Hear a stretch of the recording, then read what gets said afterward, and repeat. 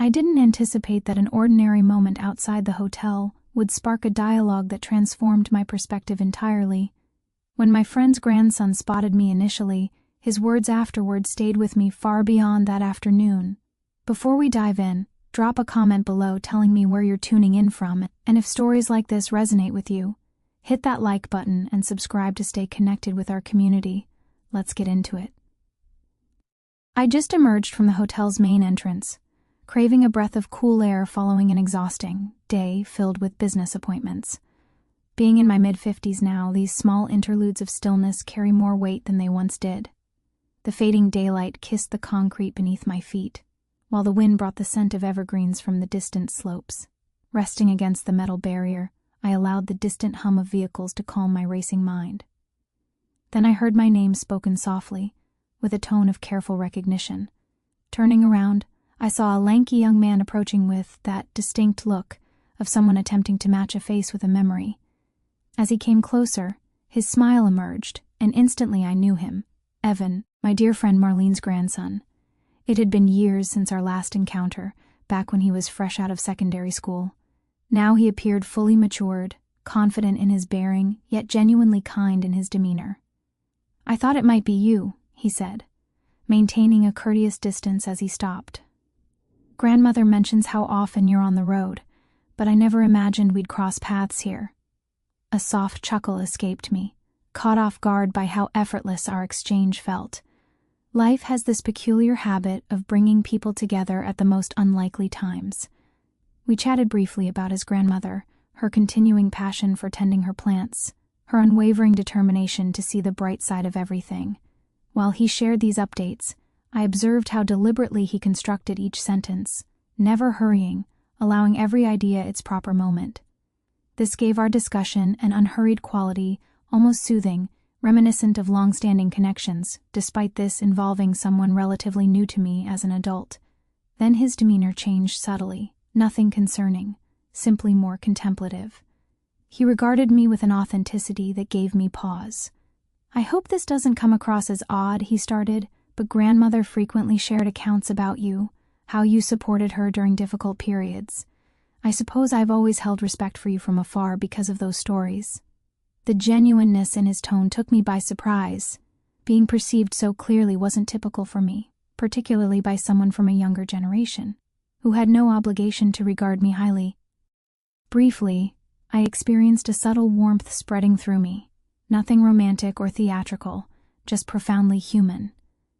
The variety that validates that your quiet actions throughout the years still held significance for another person. "That's incredibly gracious," I responded. "I never did anything extraordinary. I simply attempted to be present when she required support." He gave a gentle shake of his head. "Sometimes presence itself becomes the most extraordinary gift." Something in those words unexpectedly moved me. Perhaps it was the straightforward honesty behind them, or the manner in which he delivered them without ulterior motives. It served as a reminder I hadn't realized I was seeking. Several hotel patrons walked past, redirecting our focus to the moment at hand, and I drew in a measured breath. I understood then that this chance meeting would likely prove more meaningful than merely a delightful coincidence. And this was just our beginning. The breeze changed direction as we moved several paces from the hotel's main doors, finding ourselves in a more secluded spot beside a line of decorative palms in containers. I couldn't explain why, but the moment possessed a quality of gentle suspension, as if time itself had granted us this space for an unplanned conversation. Evan inquired whether I had some time available, his manner so respectful that I felt no obligation whatsoever. I agreed, intrigued by what circumstances had brought him to this particular location. He explained his presence in the area, attending a modest gathering focused on his profession, specifically programs designed to serve local communities. I listened attentively, noting how he communicated with understated passion. It brought his grandmother to mind, her consistent belief in assisting others without seeking recognition. Throughout his explanation, I discovered myself becoming more at ease than anticipated. Something stabilizing existed about sharing space with someone who refused to rush their expressions or attempt to make an impression. His company felt recognizable, despite our limited history as adults. The recollections of earlier years seemed to construct a connection between us. Following a stretch of comfortable silence, he looked toward me with an expression suggesting he'd been harboring a question for quite some time. "May I ask you something?" he said. "It's somewhat personal, though certainly nothing inappropriate." I nodded, uncertain of his direction, yet trusting the sincerity reflected in his features. "Grandmother always described you as someone who comprehended others, even when they couldn't comprehend themselves," he said. "I didn't fully grasp her meaning during my younger years, but I believe I understand now." He paused, selecting his phrasing carefully. "Have you experienced a period in your existence when you sensed yourself positioned between your former identity and the person you're meant to evolve into?" His inquiry caught me unprepared, not due to its profundity, but because it echoed a sensation I'd avoided articulating openly. Momentarily, I reflected on recent years, the quiet transformations in my existence, the delicate adjustments I'd kept to myself.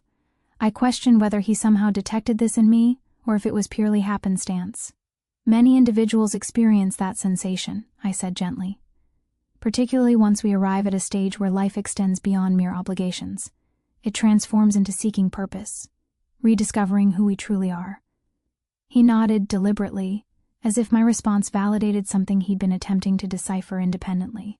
"I've been experiencing that recently," he confessed. "Like I'm entering a fresh phase, yet I remain uncertain what form it should take." A quiet vulnerability colored his voice, not theatrical or burdensome, simply authentic.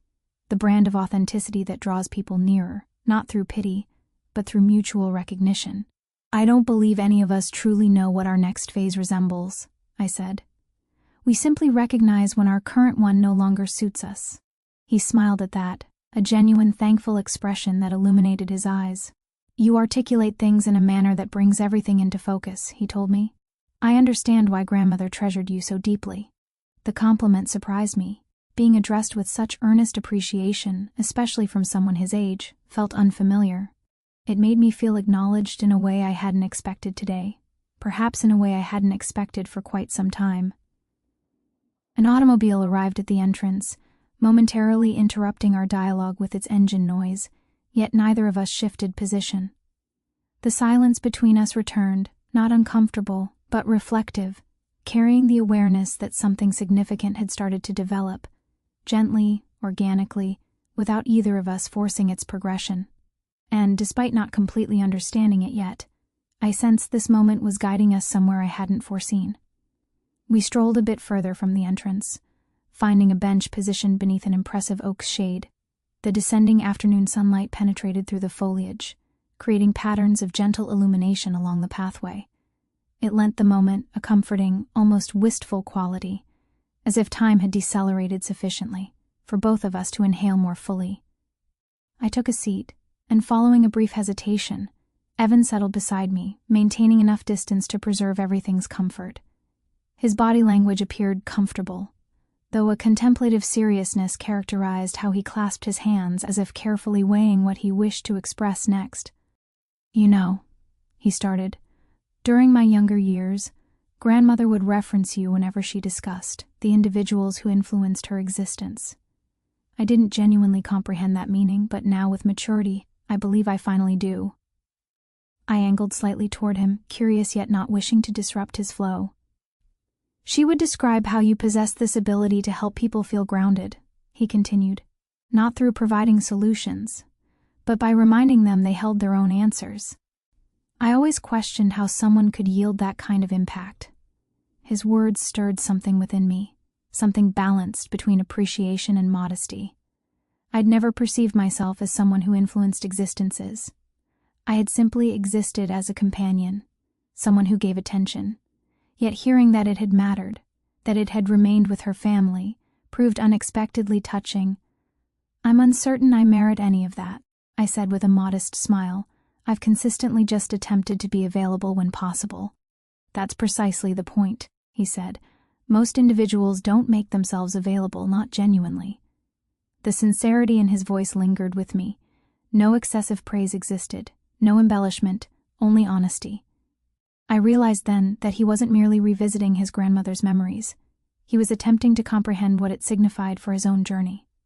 A peaceful moment elapsed before he spoke once more, this time with greater care. "May I share something personal?" he asked. I nodded, detecting the significance of whatever he was preparing to reveal. I've been experiencing a sense of being somewhat directionless lately, he admitted. Not dramatically, just in that subtle, everyday manner, like I'm fulfilling all expected obligations, yet something remains absent, and I cannot precisely identify what. His voice carried no grievance, only contemplation. It represented the variety of admission people typically guard privately, the kind they only express when feeling secure. It impressed me that he entrusted me with this, and the realization filled me with a gentle sense of responsibility. Many people experience that sensation, I told him, particularly when existence becomes demanding, when there's employment, expectations, patterns. Sometimes nothing is fundamentally wrong. We simply neglect to examine our inner state. He observed me with a quiet intensity that wasn't imposing, just sincere. Conversing with you feels like I'm finally examining my inner state, he said. I didn't anticipate that. His words settled between us, comforting and stable. I sensed a form of connection establishing itself, not rushed, not overpowering, just honest and human, the variety that develops when two individuals meet at the appropriate moment, even when neither expected it. A breeze drifted through the branches overhead, carrying the delicate fragrance of the hotel's cultivated gardens. I drew a slow breath inward, allowing the moment to envelop me. Something was unfolding here, something gentle yet significant, and I found myself opening to it, not physically, but emotionally, in a manner I hadn't permitted myself for an extended period. What surprised me most was how organic it felt, how tranquil, how natural, and as I regarded him, seated peacefully beside me with that reflective expression, I recognized that this conversation was shaping both of us in ways neither had anticipated. A soft stillness surrounded us as daylight started diminishing, the sky transforming into a gentle blend of amber and azure. Pedestrians passed occasionally, but their footfalls seemed remote, leaving the quiet between us undisturbed. It was the variety of quiet requiring no filling, the kind allowing two people to understand each other without haste. I adjusted slightly on the bench, experiencing a tranquility I hadn't felt in considerable time. You know, I said, it's not uncommon to feel uncertain at your age or at mine. We're all continuously adapting to who we're becoming. He nodded, absorbing my words as though he were preserving them carefully. It helps hearing that from you, he replied. You communicate in a way that makes me feel like possibilities genuinely exist. Something deeply touching existed in that statement, something that reached into a part of me I hadn't explored recently. Possibilities always exist, I said, even when we cannot perceive the complete journey ahead. For a moment, we simply remained together, allowing the quiet to settle once more. The hotel's illumination activated, projecting a soft radiance across the walkway. Several guests rolled their luggage past us, and the gentle sound of wheels against pavement wove itself into the background. Evan inhaled slowly. I didn't recognize how much I required this conversation, he said quietly. Not guidance, really, just comprehension. I believe we all require that, I said. Someone who gives attention without passing judgment. Someone who reminds us we're permitted to alter our perspectives or our direction. When he looked at me again, something clearer existed in his expression, something more stable.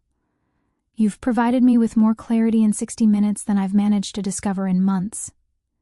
The sincerity in his voice warmed me in a way that wasn't dramatic or overwhelming, just reassuring. It reminded me that connection can emerge in the most unexpected moments between individuals who weren't seeking anything except authenticity. I'm pleased I could be present to converse with you, I said, but the clarity you're experiencing, that's yours. You were already progressing toward it. He contemplated that briefly, then offered a quiet, appreciative smile. Perhaps I simply needed someone to help me recognize it. The sky deepened into early twilight, and I realized the day had advanced further than I'd noticed. I stood gradually, smoothing the fabric of my jacket. I should return inside, I said. I have an early departure tomorrow. Evan rose as well, hands resting comfortably at his sides. I'm genuinely grateful I encountered you, he said. This signified more than I can articulate. It signified something to me as well, I replied, and I meant every syllable. For a moment, we simply stood there sharing a mutual understanding requiring nothing additional. It wasn't complex. It wasn't puzzling. It was simply two people acknowledging a meaningful moment for what it represented. As I turned to walk back toward the hotel doors, I experienced a quiet shift within me, subtle yet genuine. Something about our conversation had opened a space I hadn't noticed in years, a space for reflection, for possibility, for gentle renewal. Before I stepped inside, I glanced back. Evan offered a small wave, genuine and steady, and I returned it before the doors closed softly behind me. And as I walked through the lobby's warm illumination, I carried with me a sense of quiet growth. His and mine, born from an unexpected meeting.